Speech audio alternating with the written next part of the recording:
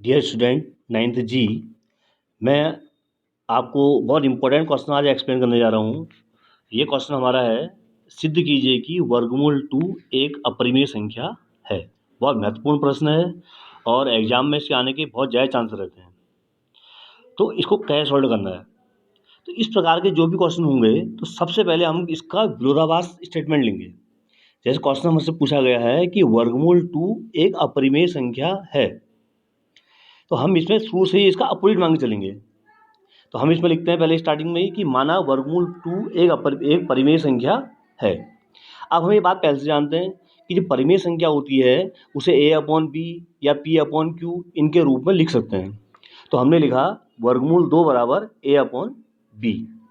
इसमें जो a और b हैं वो सहभाज्य होते हैं। सहभाज्य का अर्थ हुआ कि a और b में कोई भी गुणनखंड उभयनिष्ठ ना हो तथा b नॉट इक्वल टू 0, और जो हर है b उसको 0 के इक्वल नहीं होना चाहिए।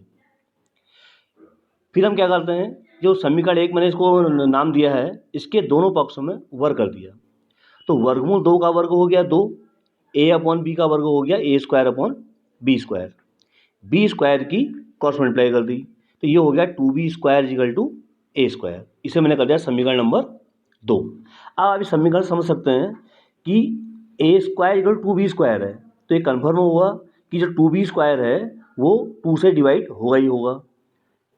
तो हमने लिखा है कि 2a² को विभाजित करेगा, तो इसका अर्थ ये हुआ कि 2a को विभाजित करेगा। अब हम इसमें कंडीशन ले लेते हैं कि हम a की जगह पर 2c ले लेते हैं। अब इस वैल्यू को हमने समीकरण 2 में पुट किया, तो समीकरण 2 में जब पुट किया हमने इसको, तो समीकरण 2 हमारी थी 2b² = a²। इसमें 2b² तो ऐसे ही रहा। अब इसमें a की जगह पर वैल्यू रखी 2c, 2c का स्क्वायर हो गया 4c²।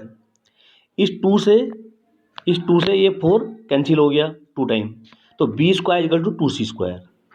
फिर जैसे ऊपर लिखा था सेम ऐसे फिर लिखेंगे हम कि 2b² को विभाजित करेगा, इसलिए 2b को भी विभाजित करेगा। अब हमारे पास दो रिजल्ट आ गए। पहले हमने ये बताया कि 2a को विभाजित करता है, अब हमने दिखा दिया कि 2b को विभाजित करता है। तो इसका अर्थ ये हो गया कि a और b में कम से कम एक उभयनिष्ठ गुणनखंड 2 होगा, और यदि ऐसा होता है तो इसका अर्थ ये होगा कि a/b जो है वो आपकी परिमेय संख्या नहीं है। लेकिन यह तथ्य जो है विरोध करता है, क्यों? क्योंकि a और b सहभाज्य हैं, जबकि सहभाज्य होने नहीं चाहिए, जबकि इसमें गुणनखंड 2 आ रहा है। इसका मतलब ये हुआ कि हमने स्टार्टिंग में ही जो ये मान रखा है कि वर्गमूल 2 एक परिमेय संख्या है, वो हमने गलत माना है। तो हम कह सकते हैं कि हमारी परिकल्पना गलत है। तो लास्ट में कह सकते हैं कि वर्गमूल 2 एक अपरिमेय संख्या है। अब ये महत्वपूर्ण प्रश्न क्यों है?